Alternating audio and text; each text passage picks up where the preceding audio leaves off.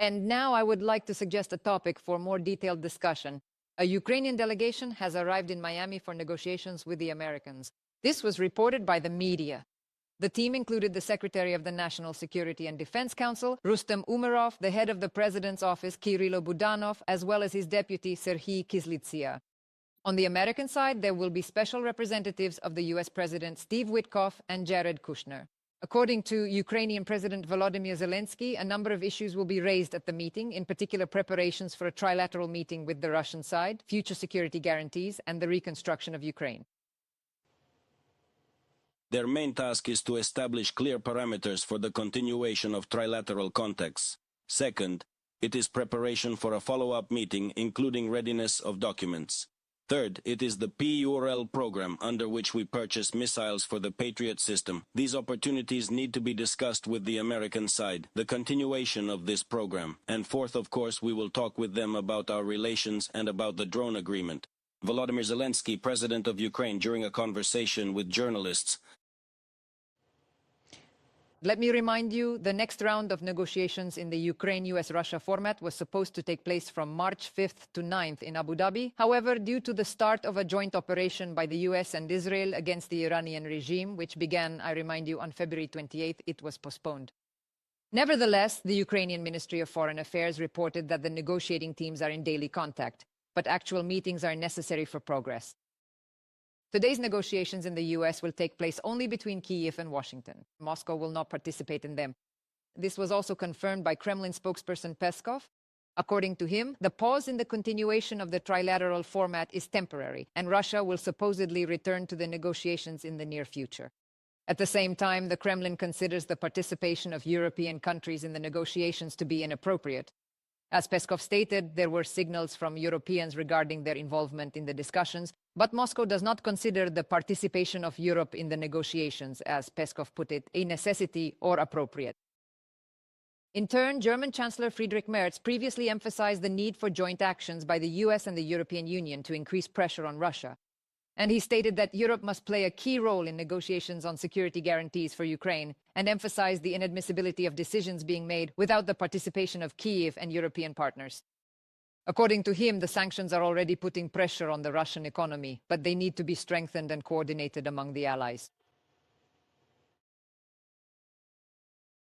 I told the President of the United States that in the event of achieving a lasting peace settlement in Ukraine, a contribution from Europeans is expected, and it certainly is expected. Of course, from the very beginning, we will also be at the negotiating table and discuss what security guarantees for Ukraine might look like. It is unacceptable for negotiations to be conducted exclusively between Russia and the United States, bypassing Ukraine and the Europeans. In our view, this is unacceptable. Brutal Russian attacks, including against the Ukrainian civilian population and above all against Ukraine's energy infrastructure, are continuing. That is why it is extremely important to increase pressure on Moscow. At the same time, the United States and our European partners must act in a coordinated manner. We have reliable information that the Russian economy is suffering greatly as a result of its war and our sanctions, and this is precisely the leverage we possess. Today's bilateral talks have a number of important objectives, in particular to discuss the direction of Ukrainian-American relations and to understand how the United States will act going forward. This was stated by political analyst Olesya Yakhno on the Freedom TV channel. And according to her, the Ukrainian-European direction of relations is also important, since Russia's war against Ukraine is not a local conflict, as it already concerns global security. It is completely logical that a large part of the negotiation process and the issues within it concern Ukraine, Europe, and the relationship between Ukraine and the United States.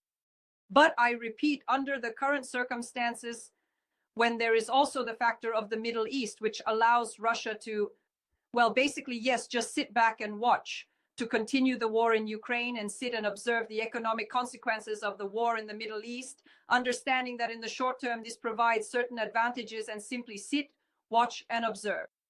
But for us, I repeat, what is really important is the predictability and understanding of the actions of the United States, which directly affect, if not directly, then indirectly, both Russia and Ukraine.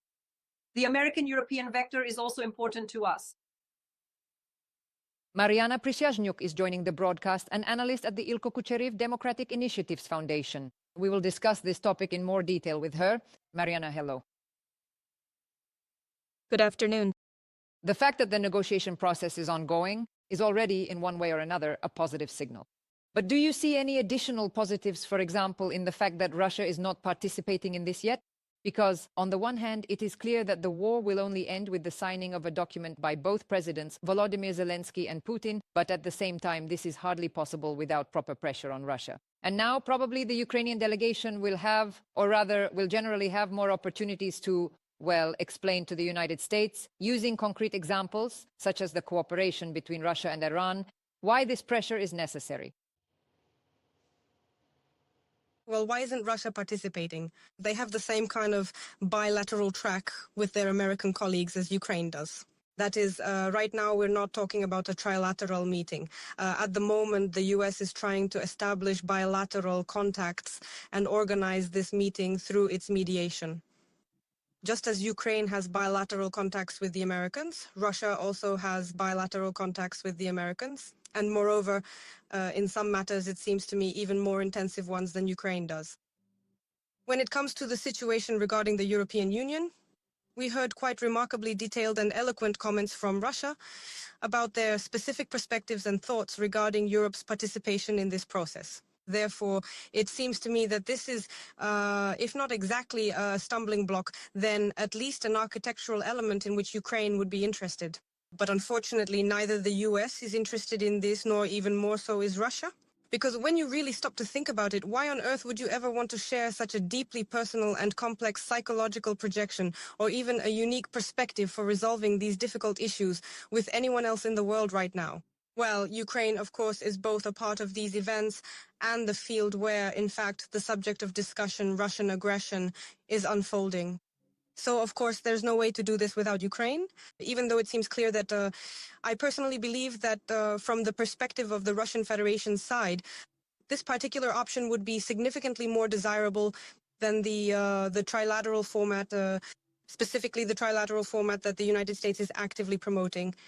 So I think that right now the question of involving European partners isn't even on the table. But when we look precisely at the complex Middle Eastern factor, specifically the ongoing conflict and war against Iran, and consider a situation where the United States turns to its European partners for significant and vital support regarding the strategic deployment of its forces, and the direct involvement of European military bases in this campaign, well, it seems to me that this is exactly a unique window of opportunity. It is a moment where Europe could, so to speak, bargain for a more influential seat at the negotiating table regarding the conflict in Ukraine, in exchange for providing such critical military assistance. But I still think that there won't be such negotiations. So in this regard, in the style of blackmail or this kind of ping-pong over who owes whom, although we've already heard similar statements from Donald Trump, and he has repeatedly voiced this rhetoric, saying that when it comes to NATO, we were always there for them. But whether they will be there for us, that's still a question. And he voiced and repeated this phrase again not so long ago. That's why I think that the Middle Eastern factor could actually play in favor of this format in which Ukraine is participating essentially in drafting the architecture for future peace negotiations. Mariana, that's not quite what I meant. It's not that Russia isn't participating in the negotiations at all. We are discussing specifically today. And when there is an opportunity to talk one-on-one, sometimes that's necessary too, especially when Russia raises the stakes, increases its demands, and makes them more complicated, so to speak. Because, as has recently become known, even some territorial concessions are no longer enough, although Ukraine never agreed to those either. Therefore, when everything looks like this, probably such bilateral negotiations with a mediator, who is still quite important for Ukraine, may bring more results. But of course, we will be able to assess this a bit later. Does the very fact of this cooperation between Russia and Iran change the position of the United States of America? Because, of course, we have heard from our American partners that they see this, that they are monitoring it. But so far, there hasn't really been any strong or appropriate criticism voiced. Could this mean that the United States is simply somewhat underestimating the cooperation between Russia and Iran? I understand that Trump has a plan and a desire to reduce and weaken the cooperation between Russia and China. But right now, the security of certain US facilities is at stake. After all, the sharing of intelligence data is a rather serious form of cooperation. Well, it seems to me that here the US is still viewing Russia on a larger scale, guided by the ambition to pull Russia away from China. That's why, in some aspects related to the Iranian campaign, they really might turn a blind eye.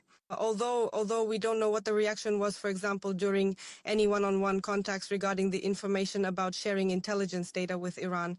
Although I think that for the Americans, it has never been news or anything new that Russia and Iran have fairly close cooperation in this area, in the defense sphere, in the intelligence sphere. And the Ukrainian case, Ukraine and the Iranian Shatters. That is to say, there are a vast multitude of clear indicators and significant signs that point directly to this, that indeed the strategic cooperation between Iran and Russia is built not, it is constructed on a much more intimate and strategically integrated level, and for a much longer term than just the immediate campaign against Iran and Russia's cooperation exclusively restricted to those specific operational parameters. That's why I think this is not news for the US. And in any case, they are guided by a broader global geopolitical motivation, where China also plays a role, as well as ambitions to change Russia's geopolitical course and thus strengthen their influence in that part of the world. So, well, let's get back to today's negotiations. It seems to me that, after all, Russia raising the stakes during the negotiation process is not so much about changing their desires or goals, let's say, of their military campaign, their aggression, as it is about their negotiation style itself. That's why, because a huge number of both Ukrainian and American analysts have written and spoken about this, that in principle, Russia demands more at the negotiating table than it actually expects to get. And so it seems to me that this kind of raising the stakes can be seen as a negotiation strategy. However, I firmly believe that the complex territorial issue remains the fundamental and non-negotiable red line that the Russian Federation is categorically not willing to retreat from or compromise on in the current geopolitical landscape. Well, in fact, for Ukraine, this is also an issue that cannot be discussed to any extent. Although over the course of 3 rounds of such contacts, there was an exchange of military prisoners, more than 300 people returned home.